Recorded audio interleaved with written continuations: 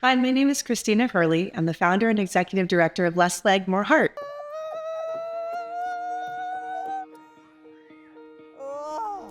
I grew up, I had a pretty normal life, and all of a sudden I sort of got a curveball.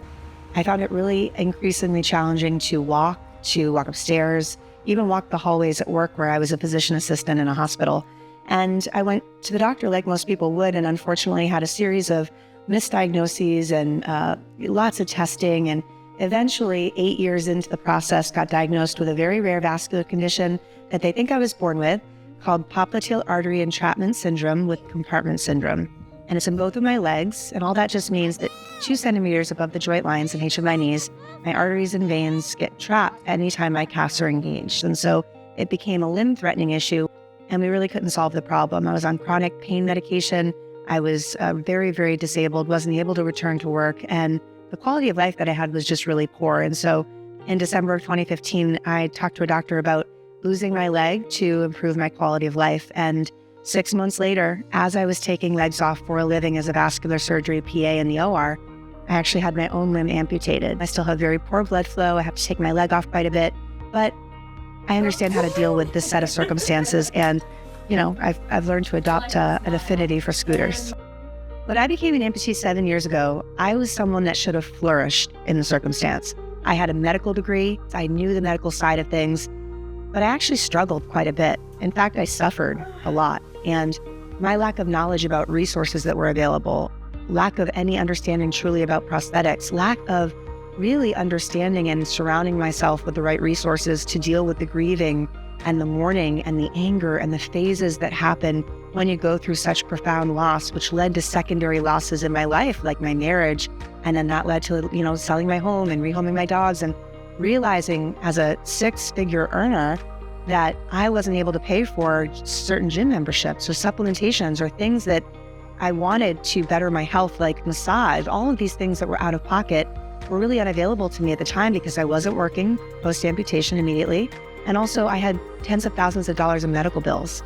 So I found myself in this really interesting spot where if I suffer this much, and I should be somebody that is doing so well based on being set up so much better than most, what is the everyday person going through? How is the everyday person navigating this? How are they able to cope and grieve and mourn and be medicated and maybe have to move houses? So that was what sort of planted the seed to start to design a solution process. And the seeds were watered then by a new sense of purpose. What can I make of this suffering that I had gone through? How do I make all of that struggle not just be in vain? And service was the answer. But how? How do you serve? And that developed the construct of what later became called Less Leg, More Heart. And then we just decided that the pillars of assistance would be in those facets I mentioned that needed support along my journey, which were mentorship, education, understanding resources. That's like one of the 4 pillars. One was advocacy. People need to know the tests that they're going through. And then the third was helping them with their homes.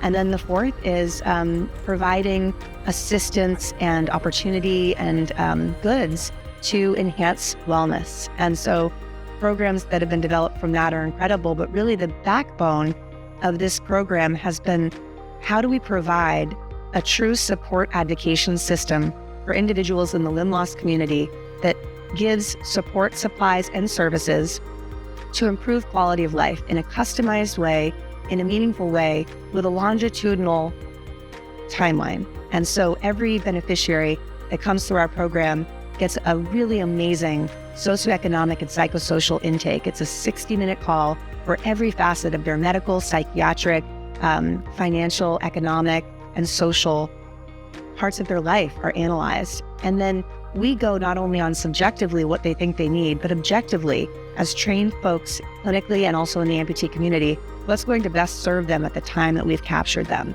And then we follow up with them at 1, 3, 6, and 12 months the first year, and every 6 months after that. Truly, we say we're a barnacle and we will ride the tide on their rock as long as they want us to stay on. The programs ended up being called fun acronyms.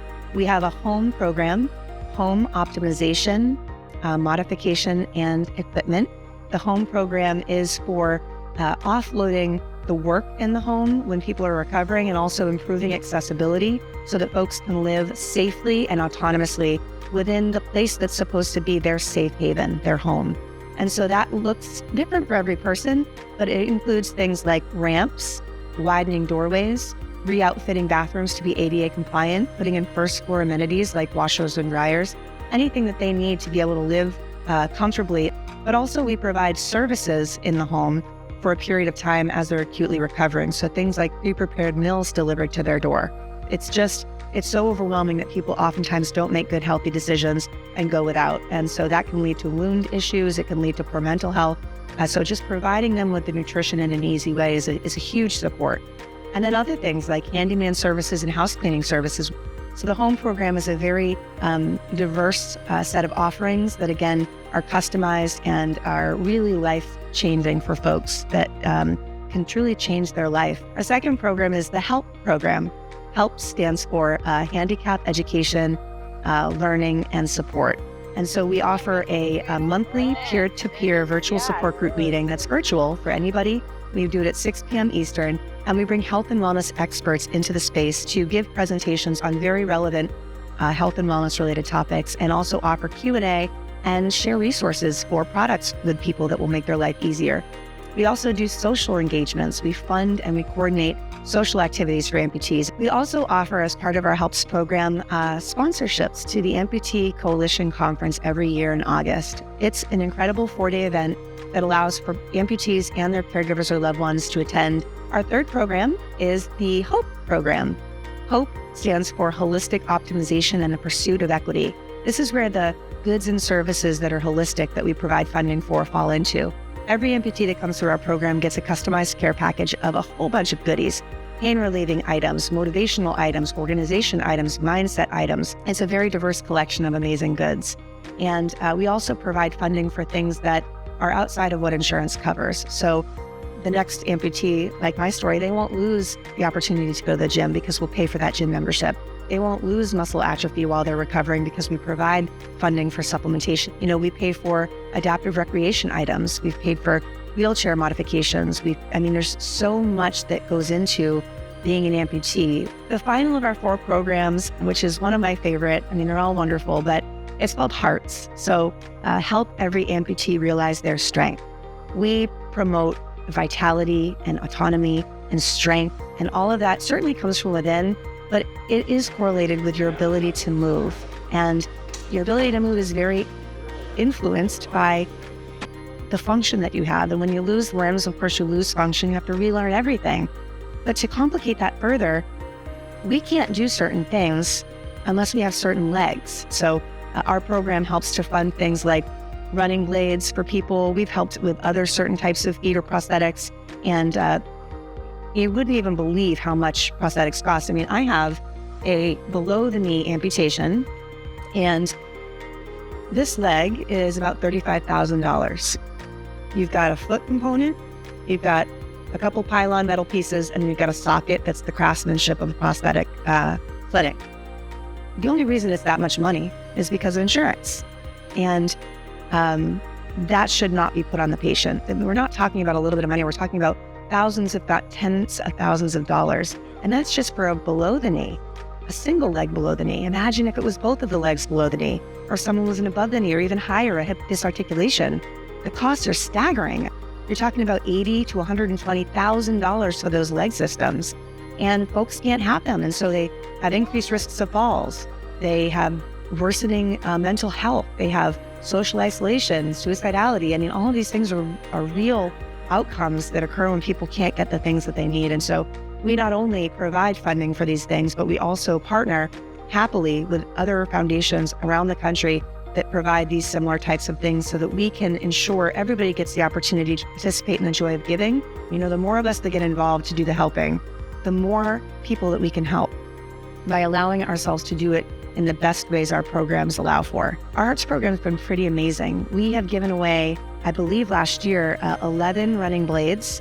We currently have 16 in our pipeline. Several are children, and that number is just continuing to grow. By 2050, there's expected to be 3.5 million people in the country that are losing limbs. 510 people a day in the United States loses a limb.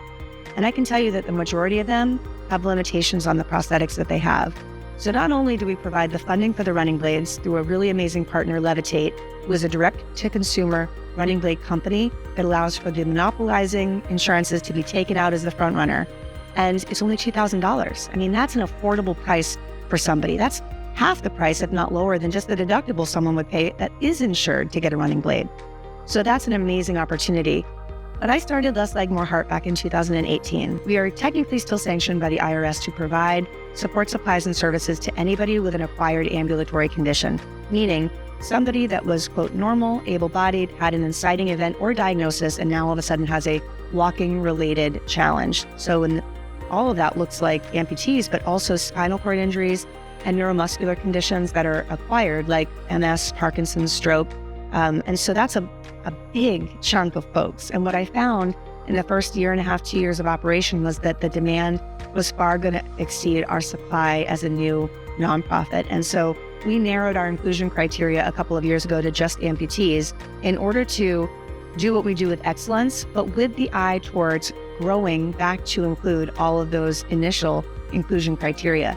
So our vision is to be one of the leading support advocacy system opportunities, nonprofits in the country. As part of this vision, we want to embed close to the top 12 trauma centers in the country and then man out and grow out full staff at each location to build in the departments of neuromuscular, the departments of spinal cord injury, and then eventually have our own separate and fully functional veteran service to complement the already existing supports that are out there. We can't wait to get there. And the only thing that we need to do it is volunteer. You, whoever's watching this, we need you. And also donations, corporate sponsorships. Money moves the mission and talent moves the mission. Once we get enough of those things, we're going to be able to get that goal. Less Leg, More Heart's been around for now almost 6 years. We have just gotten so many folks that are just coming towards us with needs. And so last year, we 2.5x'd our beneficiaries, meaning that more than double came our way. And so we had to scramble to meet that need.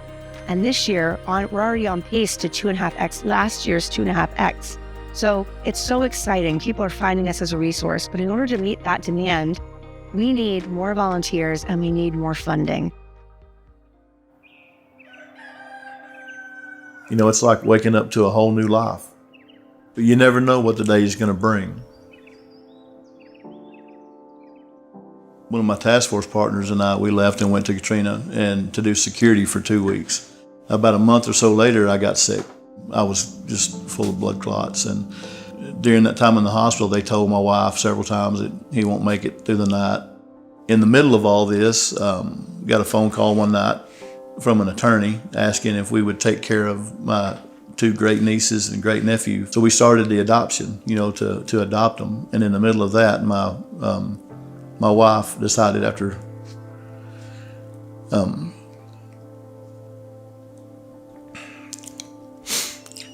anyway, I went through with the adoption and I adopted them on my own. So my son-in-law called me one day and he said he went into a bow shop and he said there's this lady you've got to talk to.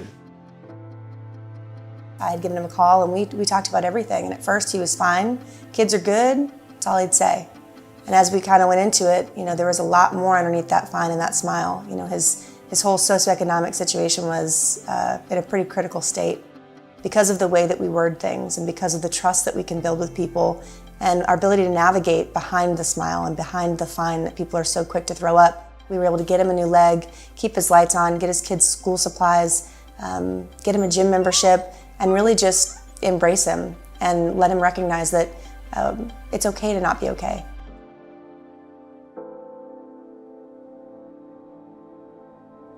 She saved my life, literally. I mean, I was going downhill so fast. When I started this concept nearly 6 years ago, at the time it was sort of selfishly selfless. I wanted to feel better about my circumstances. I wanted to do something good so that everything that I had gone through didn't feel so bad. And I didn't realize, that 5 years in, we would have impacted more than 350 amputees from most of the states within the country, and would be getting testimony feedback and emails of how much it's changed people's lives. And I'm so blessed. I'm so grateful that the talent, the team, the volunteers that have come into my life during this growth for me, because I'm not a business person. I'm a medical clinician. I have 8 years of a degree in how to fix you, but how to run a business to fix a lot of people on a bigger scale. I was humbled in front of so many brilliant people. And that's the only way, I think, truly to be successful on a large scale, is to attract a tribe of people that help to pour into your knowledge base and learn and just be a sponge around you. And I truly think that that's part of the success of this organization, is that we all have such profound gratitude and respect for one another and for the work that we're doing, for the lives that we're changing.